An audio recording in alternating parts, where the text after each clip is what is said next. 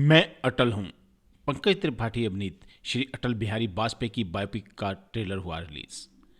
विनोद भानुशाली द्वारा प्रेजेंटेड और रवि यादव द्वारा डायरेक्टेड एक ऐसे नेता की कहानी जिसे आप जानते हैं लेकिन जिस आदमी को आप नहीं जानते। देश के सबसे प्रिय नेता श्री अटल बिहारी वाजपेयी शिक्षा, विज्ञान, बुनियादी ढांचे और वैश्विक संबंधों को मजबूत करने में अपने योगदान के लिए प्रसिद्ध हैं। अपने अभिनय की जीवन यात्रा में पंकज त्रिपाठी ने बायोपिक मैं अटल हूँ के लिए कुशलतापूर्वक श्री अटल बिहारी वाजपेयी का किरदार निभाया है। फिल्म के बारे में जानकारी साझा करते हुए निर्माताओं ने आज फिल्म के ट्रेलर को लॉन्च किया। ट्रेलर आपको श्री अटल बिहारी वाजपेयी के बचपन के शुरुआती दिनों, राजनीतिक कैरियर, बदलाव के दिनों और भारत को महान राष्ट्र बनाने के उनके समर्पण के बारे में बताता है। फिल्म के बारे में बात करते हुए पंकज त्रिपाठी कहते हैं, फिल्म से ज़्यादा श्री अटल बिहारी वाजपेयी का किरदार निभाने का सफ़र वास्तव में मेरे दिल के करीब है।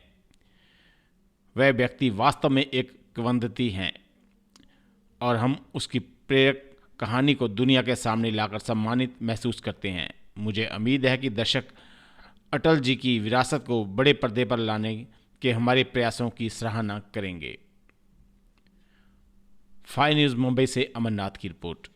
पंकज जी, मेरा सवाल ऑब्वियसली जो वाजपेयी साहब की ऑब्वियसली जो मेरी यादें हैं, बहुत सारी उनमें खूबियाँ तो थी। मुझे जो मेरे हिसाब से जो है सबसे बड़ी उनकी खूबी ये थी, जो हमें इस ट्रेलर में भी देखने को मिला है, कि वो भले विपक्ष हो वो सबको साथ लेके चलते थे, उनकी बात सुनते थे। और ऐसा ये मेरा पर्सनली मानना है कि चाहे वो आज के दौर में राजनीति हो या आम जिंदगी, क्या ये क्वालिटी क्या कहीं कम हो गई है कि हम दूसरों की आजकल सुनते इतने नहीं हैं? इसीलिए तो फिल्म बनाई गई है कि उसका पुनः स्थापना हो। यही तो इस कहानी में देखने को मिलेगा। इसलिए भी इनकी कहानी इम्पोर्टेंट है कि सम्मान तो बहुत इम्पोर्टेंट है ना, पक्ष हो विपक्ष हो कोई हो, दोनों तरफ से। तो वो एक सामाजिक बदलाव होता है। आप समझिए ना, मतलब 20 साल में सिनेमा कहाँ से कहाँ पहुंचा है। 20 साल पहले मैं अभिनेता बन पाता क्या इधर?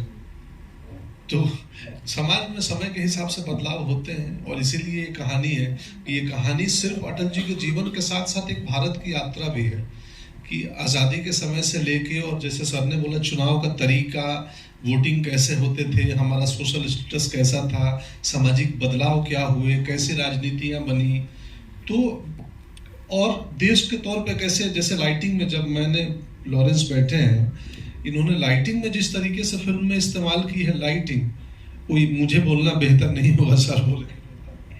आई थिंक लॉरेंस है, संदीप जी है जिन्होंने प्रोडक्शन डिज़ाइन किया था, लॉरेंस है, मयूर है यहाँ पे मेरा एसोसिएट, अभी अमोल नहीं आ सका जो मेरा एसोसिएट डायरेक्टर था।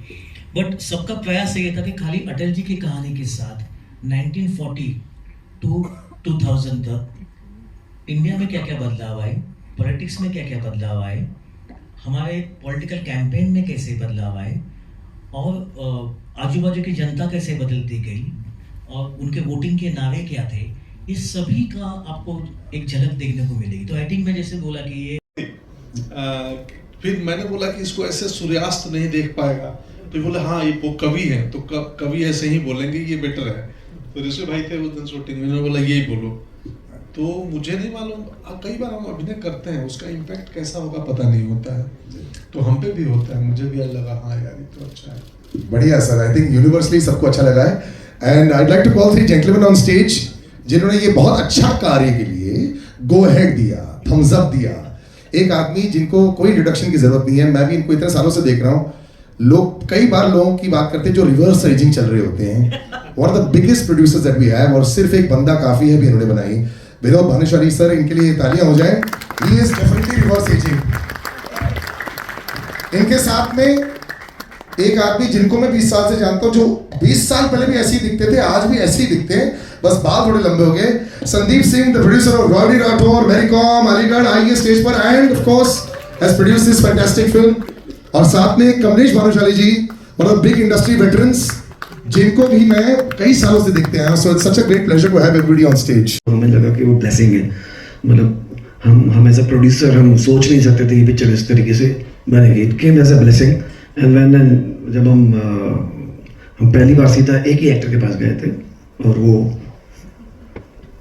अटल जी यहीं खड़े हैं, समझिए। तो जब उनको हमने कहा कि सर ये पिक्चर अगर आप हाँ बोलेंगे तो बनेगी, नहीं तो नहीं बनेगी। तो आई थिंक वो कुछ राइट चॉइसेस होते हैं जो आप करते हो लाइफ में, and this is one of the best choice जो मेरे और मेरी टीम ने जब सोचा कि ये पिक्चर हम बनाएंगे, it was not because of any political reason. हमें लगता है कि अपन एक ऐसी फिल्म बनाएंगे जो पूरी ज़िंदगी हमें एक प्राउड फीलिंग दे कि इसके साथ में हमारा नाम अटैच्ड है।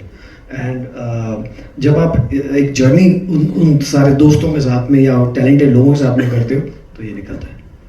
सो आई थिंक यहाँ पे हम सब जितने भी लोग बैठे हैं जब ट्रेलर के बाद में इस बात से सहमत होंगे कि अटल जी इनके अलावा तो कोई हो नहीं सकता था। And Ravi ji national award winner, एक नहीं 8 नेशनल अवार्ड विनिंग डायरेक्टर है। I think it deserves another round of applause. Fantastic. Yes.